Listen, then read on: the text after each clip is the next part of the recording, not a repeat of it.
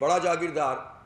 جس کی مطلب انگریزوں کے زمانے سے اتنے بڑے بڑے جاگیردار ہیں جن کی نسلیں جو ہیں وہ کھا رہی ہیں، ان غداریوں کی وجہ سے انہیں زمینیں ملی تھیں، وہ بھی شامل ہیں، اور وہ بھی شامل ہیں جن کے بڑے بڑے رقبے ہیں اور وہ انکم ٹیکس کی مد میں پیسے ادا نہیں کرتے۔ تو پہلی مرتبہ یہ موضوع بنا ہے، ورنہ پولیٹیکل پارٹیز تو اس حوالے سے بات بھی نہیں کرتی، اور اس کا سبب یہ ہے کہ چونکہ وہ سب جاگیرداروں پر مشتمل ہوتی ہیں اور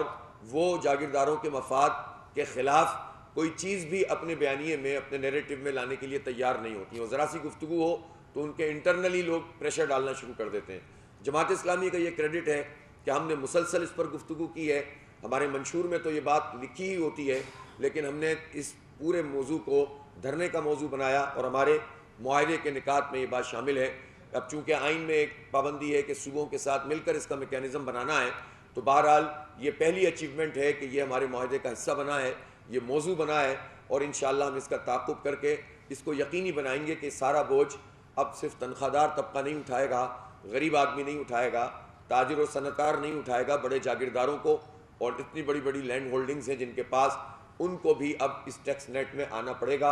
اور اس میں شامل ہونا پڑے گا۔ اسی طرح سے ہم نے جو اشیاء خورد و نوش کے حوالے سے بات کی، مراد کے حوالے سے بات کی، اور اس دھرنے کی یہ بہت بڑی کامیابی ہے کہ وہ موضوعات جو لوگ انڈیویجولی بیان کر رہے تھے، سوشل میڈیا پہ بات کر رہے تھے، میمز بنا رہے تھے، اپنے غصے کا اظہار کر رہے تھے، لیکن کوئی پولیٹیکل فورس نہیں تھی جو اس کو آواز دیتی ہو اور اس کو ایک رخ دے۔ ہم نے دیکھا کہ حکومت میں بھی بہت ساری پارٹیاں شامل ہیں، ظاہر ہے وہ تو اپنے آپ کو ڈیفینڈ ہی کرتے رہتے ہیں، لیکن جو اپوزیشن کی جماعتیں ہیں ان جینون عوامی ایشوز پر وہ گفتگو نہیں کر رہی ہیں، ان کے اپنے مسائل ہیں، اور ظاہر ہے کہ ہم کسی جماعت کے اپنے طریقہ کار کو، جو بھی ان کا طریقہ ہے وہ اپنی طریقے کے مطابق چلیں، لیکن عوام کہاں جائیں، ان کی آواز کون بنے گا؟ تو جب ہم نے یہ پوری حق دو عوام کو تحریک شروع کی، تو اس کے بعد یہ عوامی ایشوز، جس میں بجلی، جس میں گیس، جس میں پیٹرول، جس میں تنخواہ دار طبقہ، جس میں عام آدمی، اس کو ہم نے موضوع بنایا اور اس موضوع کو ایک رخ دیا، اور اس کے نتیجے میں اس پر گفتگو جو ہے وہ نیشنل میڈیا پہ ہونا شروع ہوئی، یہ پولیٹیکل ڈیبیٹ کا حصہ بنی، یہ ایک ایک گھر میں پینیٹریشن اس کی ہوئی۔ ہمارے اس دھرنے میں الحمدللہ تاجر بھی آئے، صنعت کار بھی آئے، اس میں جو ہے ہمارے یہاں الحمدللہ مزدور بھی آئے، کسان بھی آئے، ہر طبقہ وکلاء آئے، علماء کرام آئے، اور یہ سارے کے سارے لوگ اس پورے دھرنے کے ساتھ جڑتے چلے گئے، اور ہماری یہ جو حق دو عوام کو تحریک ہے یہ طاقتور ہوتی چلی گئی۔ لہٰذا ہم یہ سمجھتے ہیں کہ یہ پاکستان کے عوام کی کامیابی ہے، اور میں اسے یہ سمجھتا ہوں کہ کامیابی کی طرف زبردست پیش رفت ہے، کہ جس میں ہم نے حکومت کو مجبور کیا ہے کہ وہ تحریری ضمانت انہوں نے دی ہے، تحریری معاہدہ ہم سے کیا ہے، پوری قوم کے سامنے اور میڈیا کے سامنے انہوں نے اس کا اعلان کیا ہے کہ ہم اس پر عمل درآمد کریں گے، اور یہ عمومی باتیں نہیں ہیں بلکہ اس کو ہم نے ٹائم لیمٹ کیا ہے، اور اس ٹائم کے اندر اس پر عمل درآمد کے لیے باقاعدہ میکینزم بنایا ہے۔ جماعت اسلامی کی کمیٹی اور حکومت کی کمیٹی ختم نہیں ہوئی ہے، بلکہ ہم نے اس کو کہا ہے کہ وہ میٹنگ بھی کرے گی اور عمل درآمد کا جائزہ بھی لے گی، بجلی کے بلوں کے حوالے سے بھی، تنخواہ داروں کے حوالے سے بھی، تاجروں کے ٹیکس کے حوالے سے بھی، ایکسپورٹرز کو جو اس وقت جو مسائل درپیش ہیں اس کے حوالے سے، یہ ساری چیزیں جو ہیں وہ ہم نے اس معاہدے میں شامل بھی کی ہیں اور اس پر عمل درآمد کا میکینزم بھی بنایا ہے۔ اس لیے یہ کوئی ایسا معاہدہ اگر کسی کے ذہن میں یہ ہے کہ بس بات ہوئی اور دھرنا مؤخر کرنے کے لیے، ختم کرنے کے لیے کام کیا گیا ہے، تو یہ بھی ہم بتا دیں کہ ہم نے وہیں پر یہ بات بھی واضح کر دی تھی کہ اس معاہدے پر عمل درآمد کے لیے جو گارنٹی ہے وہ جماعت اسلامی کی یہ پوری تحریک ہے، ہم نے ختم نہیں کیا، آج بھی ہم جلسہ عام کر رہے ہیں، بہت بڑا جلسہ عام انشاءاللہ اسلام آباد ایکسپریس وے پہ ہوگا، اور اسی طرح پرسوں یعنی 11 تاریخ کو لاہور میں ایک بہت بڑا جلسہ عام ہوگا، اسے آپ تاریخی دھرنا کہیں، جلسہ عام کہیں، پھر 12 تاریخ کو پشاور میں ہوگا، پھر 16 تاریخ کو ملتان میں ہوگا، 13 اور 14 اگست کو ہم یوم آزادی کی تقریبات منائیں گے، نوجوانوں کو اس میں جو ہے وہ انوالو کریں گے، اور یہ جو 16 اگست کا دھرنا ہے اس کے بعد گلی گلی اور محلے محلے ہماری رابطہ عوام مہم چلے گی، اور میں خود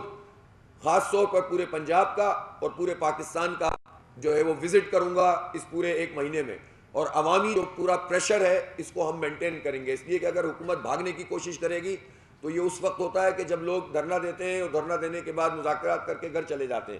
جو میدان میں موجود رہتے ہیں وہ اس پر عمل درآمد کو یقینی بنواتے ہیں، اس لیے ہماری یہ پوری تحریک بھی جاری ہے، اور اسی دوران جن چیزوں کے اوپر انہوں نے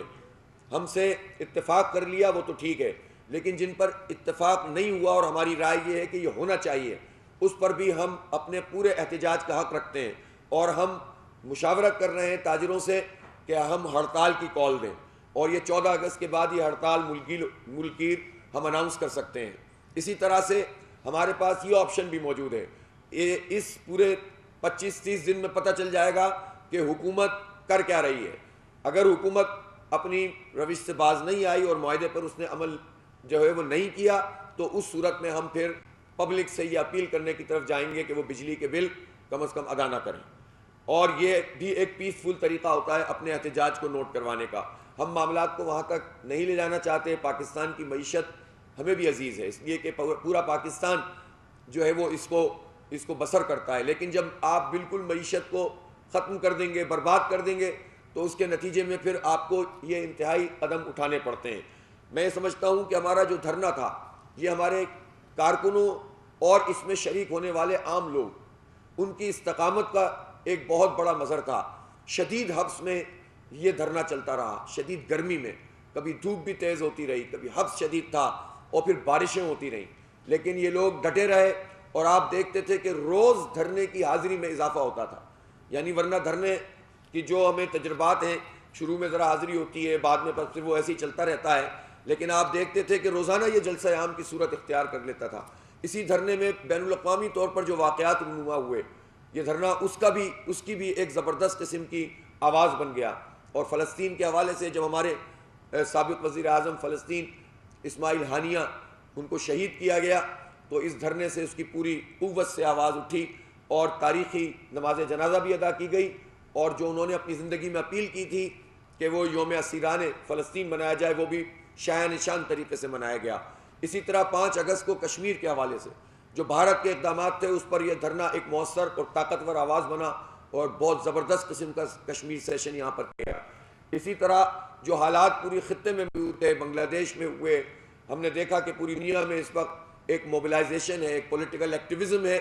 تو اس کو بھی ہم نے یہاں سے ایڈریس کیا، اور حکمرانوں کو وارن کیا کہ اگر وہ پرامن سیاسی مزاحمت کا راستہ روکیں گے اور لوگوں کو ریلیف نہیں دیں گے، تو پھر حالات کسی بھی طریقے کے ہو سکتے ہیں۔ لہٰذا اس دھرنے کے شرکاء نے جس طرح سے اپنے آپ کو منوایا ہے، یہ پاکستان کی پولیٹیکل ہسٹری میں ایک نیا باب ہے،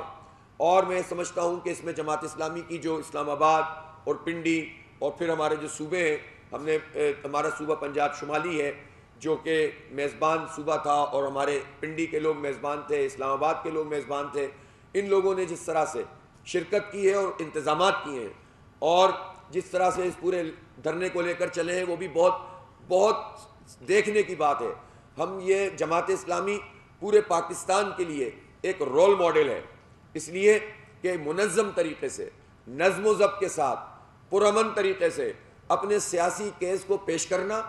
اپنے آپ کو ایسرٹ کرنا، اپنے آپ کو منوانا، حکومت کو جھکانا، اور بدامنی نہیں ہونے دینا، انتشار نہیں پھیلنے دینا، فساد سے لوگوں کو روکنا، یہ ایک بہت بڑی بات ہوتی ہے۔ ورنہ تو یہ ہو سکتا تھا کہ جس دن اسلام آباد میں انہوں نے بندش کر دی تھی، چاروں طرف کنٹینر رکھ دیے تھے، تو ہم بھی ایک ایڈونچر کرتے، اور جو ہم نے طے کیا تھا کہ ہم ڈی چوک جائیں گے، ہم پہنچتے، خامہ ہوتا، گولیاں چلتی، دونوں طرف سے جو ہے وہ فسادات ہوتے، پولیس والے جو ہے شیلنگ کرتے، کارکن زخمی ہوتے، یہ سب کچھ ہوتا، لیکن مقاصد حاصل نہیں ہوتے، اور ایک دن کی لڑائی